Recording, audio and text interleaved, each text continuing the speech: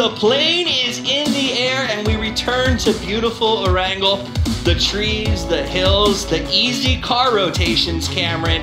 Big difference. If you're not great with cars, now's the time to get some points. You mentioned how Wildcard used to do adaptive drops. Yep. We saw a little bit of that last week, and I think we're seeing it here today. They're not going to Primrose, so it actually looks like they're swinging up, perhaps going to Kameshki, so they really want to be able to put themselves in an early rotation position. They don't want to have to drive to their drop to only drive back into the circle. You know, and like Noble's another team that used to do adaptive drops once upon a time. They said early plane out. And remember, there's a value to early plane out. As you see the guys looting, Envy, they're going to be driving directly in to shoot to kill. This is not good for them. Halo's got a line. He's trying to get it, but he has to reload here in just a second. That's going to be Patcaps that jumps up and gets the down onto Halo that says, no.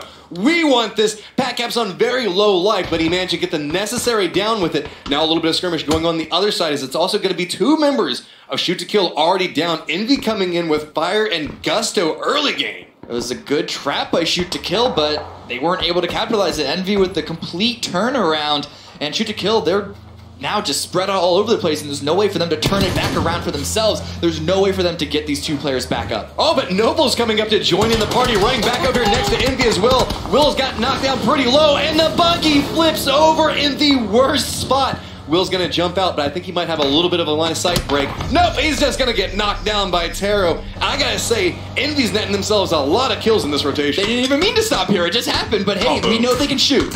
Boom, now running out as well. A little bit of damage coming through. Nate's gonna go down, hit Will for just a little bit more. Shoot to Kill is just watching this happen, going like, can we please have some of those points? Please, sir, can I have some points?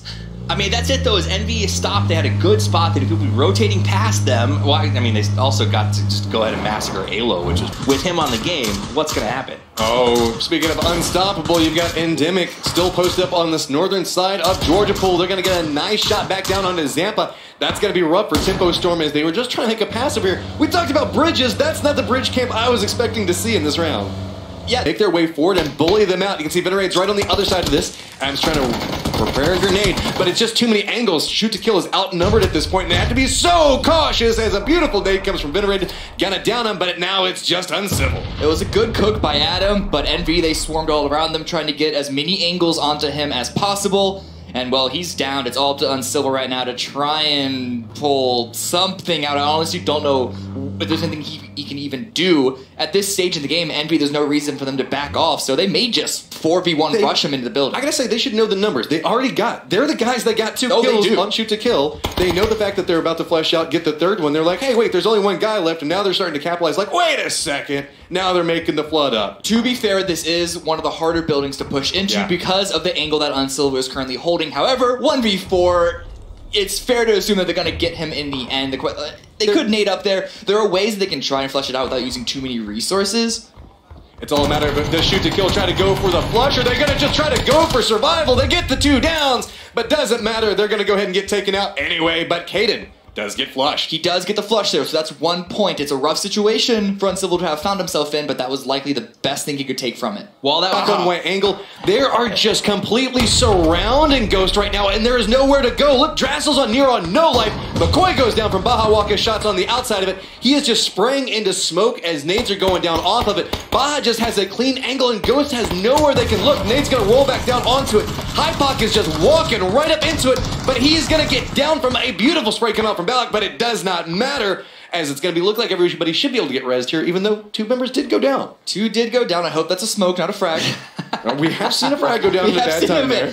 But rotation woes continuing to put Ghost in a rough position. While that happened, Tempo Storm was eliminated on another tough rotation. Those edges are just a death trap. Tempo also falling prey to that. Uh-oh, Endemic. You might have chosen the wrong spot to stop, but I say that. They get a beautiful spray back over to Vexel to get that down. This is a fight that Space Station Gaming was pushing into, but now Endemic looking to get a little bit of vengeance back on everybody that was picking on them during that rotation. That's going to be a spray coming through as Vexel's now down and taken out, but Mini-Bridge Jr. as well. Wolf is playing this high ground spot, gets dropped off of it, and now it's going to be Space Station Gaming getting more and more control, as I believe it is just crispier in this low ground spot, surrounded by Space Station Gaming, gets it down onto 1. Looks like he's trying to go for the spray, but gonna get spotted out on another angle, and Space Station Gaming eliminates Endemic. Gotta love that play. Crispier actually went into the blue to catch them off guard. They wouldn't expect someone to be in the blue at that time. Yeah. Tried to go for the flush, but unfortunately wasn't able to make it. But it still put Space Station in a rough spot. You can see them reviving. So many firefights as now Wildcard start to run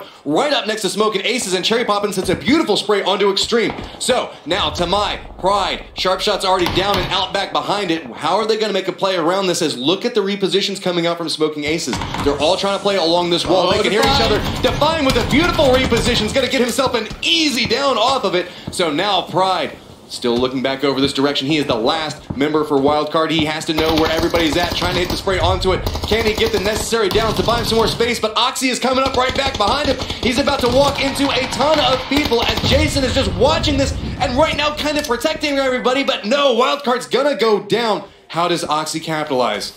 Pride gets the kill, but Smoking Aces is only one up for them as well. It wasn't an easy finish for them. Oxy are strolling in, third-partying this fight, have all the resources and manpower on their side. This is what we wanted to see from Oxy. They're great at getting into position, but we haven't seen them get the most amount of kills. Now they're just walking into a fight that was going down. Crow has the numbers disadvantage in the worst possible way, and he still has to leave the shooting range. The circle's Tim Fate that's just bullying their way inside the circle. They've got E United that's next to him. Boom. It's all going to be onto Hypoc, who's out inside the blue. He's just having to run right through him, and it's not stopping. But finally, he does get taken down by Geist as they eliminate White Tim Fate. J-Sank still making his way up the hillside here. You can see Simplicity next to him. Everybody's got their eyes up on that spot, but it's just going to be so much damage.